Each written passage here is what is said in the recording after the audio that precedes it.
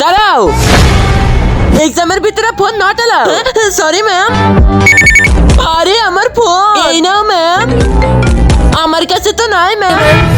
হ্যাঁ sorry ma'am, আমার কাছে সত্যি বলতে কিছুই নাই ম্যাম। কিছু তো গড়বড় আছে, এর কাছে তো আসলেই কিছু নাই।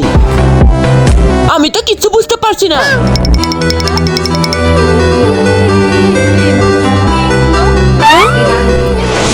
আমি ক্লাসে থাকার পরে তোমরা নকল করছো, দাঁড়াও তোমাদের তো দেখিয়ে নিব। হ্যাঁ কেউ নাই, আমাকে তো কিচ্ছু হবে না।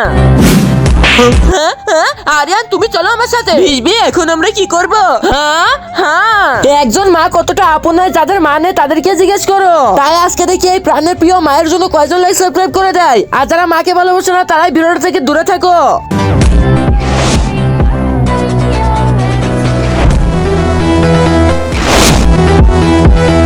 দেখে নিব পরে।